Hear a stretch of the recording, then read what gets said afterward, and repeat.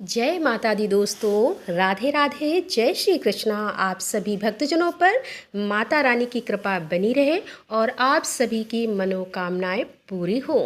तो दोस्तों, आइए सुनते हैं दुर्गा सप्तशती का 9वां एवं 10वां अध्याय। राजा ने कहा कि हे ऋषिराज, आपने रक्तबीज के वध से संबंध रखने वाला वृतांत मुझे सुनाया। अब मैं रक्तबीज के मरने के पश्चात क्रोध में भरे हुए शुंभ व निशुंभ को जो कर्म किया वह सुनना चाहता हूँ। महर्षि मेधा ने कहा कि रक्तबीज के मारे जाने पर शुंभ और निशुंभ को बड़ा क्रोध आया और अपनी बहुत बड़ी सेना का इस प्रकार सर्वनाश होते देखकर निशुंभ देवी पर आक्रमण करने के लिए दौड़ा। उसके साथ बहुत से बड़े बड़े असुर देवी को मारने के वास्ते दौड़े और महापराक्रमी शुंभ अपनी सेना सहित चंडिका को मारने के लिए बढ़ा। फिर शुंभ और निशुंभ का देवी से घोर युद्ध होने लगा और वह दोनों असुर इस प्रकार देवी पर बाण फेंकने लगे जैसे मेघों से वर्षा हो रही हो। उन दोनों के चलाए हुए बाणों को देवी ने अपने बाणों से काट डाला और अपने शस्त्रों की वर्षा से उन दोनों दैत्यों को चोट पहुंचाने लगी। निशुंभ ने तीक्ष्ण तलवार और चमकती हुई ढाल लेकर देवी के सिंग पर आक्रमण किया और अपने वाहन को चोट पहुंचती देखकर देवी ने अपने छुरप नामक बाण से निशुंभ की तलवार व ढाल दोनों को ही काट डाला। तलवार और ढाल कट जाने पर निशुंभ ने देवी पर शक्ति से प्रहार किया। देवी ने अपने चक्र से उसके 2 टुकड़े कर दिए। फिर क्या था, दैत्य मारे, क्रोध के जल भुन गया और उसने देवी को मारने के लिए उसकी ओर शूल फेंका, किंतु देवी ने अपने मुक्के से उसको चूर चूर कर डाला। फिर उसने देवी पर गदा से प्रहार किया। देवी ने त्रिशूल से गदा को भस्म कर डाला। इसके पश्चात वह फरसा हाथ में लेकर देवी की ओर लपका और देवी ने अपने तीखे बाणों से उसे धरती पर सुला दिया। अपने पराक्रमी भाई निशुंभ के इस प्रकार से मरने पर शुंभ क्रोध में भरकर देवी को मारने के लिए दौड़ा। वह रथ में बैठा हुआ उत्तम आयुधों से सुशोभित अपनी 8 बड़ी बड़ी भुजाओं से सारे आकाश को ढके हुए था। शुंभ को आते देखकर देवी ने अपना शंख बजाया और धनुष की टंकोर का भी अत्यंत दुस्साहस शब्द किया। साथ ही अपने घंटे के शब्द से, जो कि संपूर्ण दैत्य सेना के तेज को नष्ट करने वाला था, संपूर्ण दिशाओं में व्याप्त कर दिया। इसके पश्चात देवी के सिंह ने भी अपनी दहाड़ से, जिसे सुन बड़े बड़े बलवानों का मत चूर चूर हो जाता था, आकाश, पृथ्वी और 10 दिशाओं को पूरित कर दिया। फिर आकाश में उछलकर काली ने अपने दांतों तथा हाथों को पृथ्वी पर पटका। उसके ऐसा करने से ऐसा शब्द हुआ जिससे कि उससे पहले के सारे शब्द शांत हो गए। इसके पश्चात शिवदूती ने असुरों के लिए भय उत्पन्न करने वाला अट्टहास किया, जिसे सुनकर दैत्य थर्रा उठे और शुंभ को बड़ा क्रोध हुआ। फिर अंबिका ने उसे अरे दुष्ट, खड़ा रहे कहा तो आकाश से सभी देवता जय हो बोल उठे। शुंभ ने वहां आकर ज्वालाओं से युक्त एक अत्यंत भयंकर शक्ति छोड़ी, जिसे आते देखकर देवी ने अपनी महोल्का नामक शक्ति से काट डाला। हे राजन, फिर शुंभ के सिंहनाद से तीनों लोग व्याप्त हो गए और उसकी प्रतिध्वनि से ऐसा घोर शब्द हुआ जिसने इससे पहले के शब्द को जीत लिया हो। शुंभ के छोड़े बाणों को देवी ने और देवी के छोड़े बाणों को शुंभ ने अपने बाणों से काट सैकड़ों और हजारों टुकड़ों में परिवर्तन कर दिया। इसके पश्चात जब चंडिका ने क्रोध से भरकर शुंभ को त्रिशूल से मारा तो वह मूर्छित होकर पृथ्वी पर गिर पड़ा। जब उसकी मूर्छा दूर हो गई तो वह धनुष लेकर आया और अपने बाणों से उसने देवी काली तथा सिंह को घायल कर दिया। फिर उस राक्षस ने 10,000 भुजाएं धारण करके चक्रादि आयुधों से देवी को आच्छादित कर दिया।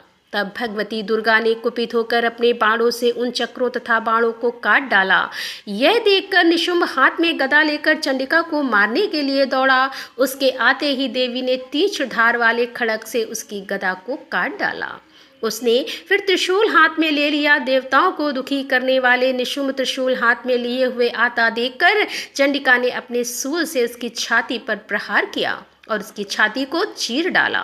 शूल विदीर्ण हो जाने पर जैसा ही महापराक्रमी दैत्य ठहर जा कहता हुआ निकला, उसको देखकर देवी ने बड़े जोर से ठहाका लगाया। अभी वह निकलने ही न पाया था कि उसका सिर अपनी तलवार से काट डाला। सिर के कटने के साथ ही वह पृथ्वी पर गिर पड़ा। तदंतर सिंह दहाड़ दहाड़ कर अस्त्रों का भक्षण करने लगा और काली शिवदूती भी राक्षसों का रक्त पीने लगी। कौमारी की शक्ति से कितने ही महादैत्य नष्ट हो गए। ब्रह्मा जी के कमंडल के जल से कितने ही असुर समाप्त हो गए। कई दैत्य महेश्वरी के त्रिशूल से विदीर्ण होकर पृथ्वी पर गिर पड़े और वाराही के प्रहारों से छिन्न भिन्न होकर धराशायी हो गए। वैष्णवी ने भी अपने चक्र से बड़े बड़े महापराक्रमियों का कचुमर निकालकर उन्हें यमलोक भेज दिया और इंद्री से कितने ही महाबली राक्षस टुकड़े टुकड़े हो गए। कई दैत्य मारे गए, कई भाग गए, कितने ही काली शिवदूती और सिंह ने भक्षण कर लिया। आइए सुनते हैं अब दुर्गा सप्तशती का 10वां अध्याय, इसके आगे की कथा। हे राजन, अपने प्यारे भाई को मरा हुआ जान तथा सेना को नष्ट हुई देखकर क्रोध में भरकर दैत्यराज शुंभ कहने लगा, दुष्ट दुर्गे, तू अहंकार से गर्व मत कर, क्योंकि तू दूसरों के बल पर लड़ रही है। देवी ने कहा, हे दुष्ट, देख, मैं तो अकेली ही हूँ, इस संसार में मेरे सिवा दूसरा कौन है। यह सब मेरी शक्तियाँ हैं, देख, ये सब की सब मुझ में प्रविष्ट हो रही हैं। इसके पश्चात ब्राह्मणी आदि सब देवियां उस देवी के शरीर में लीन हो गईं और देवी अकेली रह गई। तब देवी ने कहा, मैं अपनी ऐश्वर्य शक्ति से अनेक रूपों में यहाँ उपस्थित हुई थी, उन सब रूपों को मैंने समेट लिया है, अब अकेली ही यहाँ खड़ी हूँ, तुम भी यहीं ठहरो।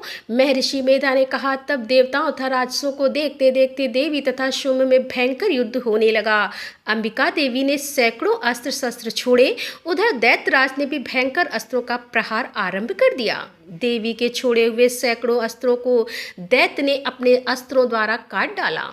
इसी प्रकार शुंभ ने जो अस्त्र छोड़े उनको देवी ने अपनी भयंकर हुकार के द्वारा ही काट डाला। दैत्य ने जब सैकड़ों बाण छोड़कर देवी को ढक दिया तो क्रोध में भरकर देवी ने अपने बाणों से उसका धनुष नष्ट कर डाला। धनुष कट जाने पर दैत्येंद्र ने शक्ति चलाई, लेकिन देवी ने उसे भी काट कर फेंक दिया। फिर दैत्येंद्र चमकती हुई ढाल लेकर देवी की ओर दौड़ा, किंतु जब वह देवी के समीप पहुंचा तो देवी ने अपने तीक्ष्ण बाणों से उसकी चमकने वाली ढाल को भी काट डाला।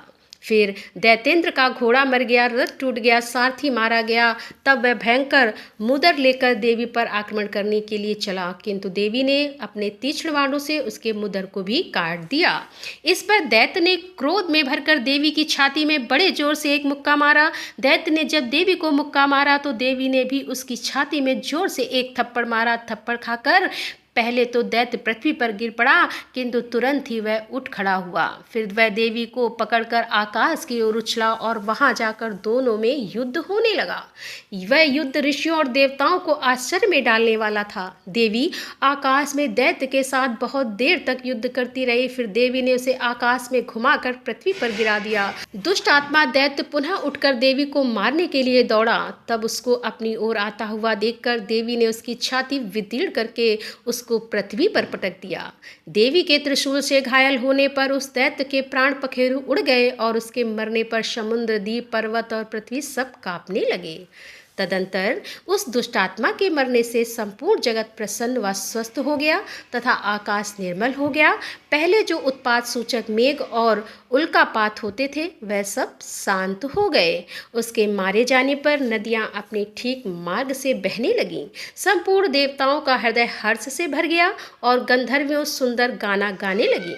गंधर्व बाजे बजाने लगे और अप्सराएं नाचने लगी। पवित्र वायु बहने लगी, सूर्य की कांति स्वच्छ हो गई और यज्ञशालाओं की बुझी हुई अग्नि अपने आप प्रज्वलित हो उठी तथा चारों दिशाओं में शांति फैल गई। बोल दुर्गा मैया की जय। तो दोस्तों, मिलते हैं अगले अध्याय के साथ। तब तक के लिए राधे राधे, जय श्री कृष्णा, हर हर महादेव, जय भोलेनाथ की, जय माता दी।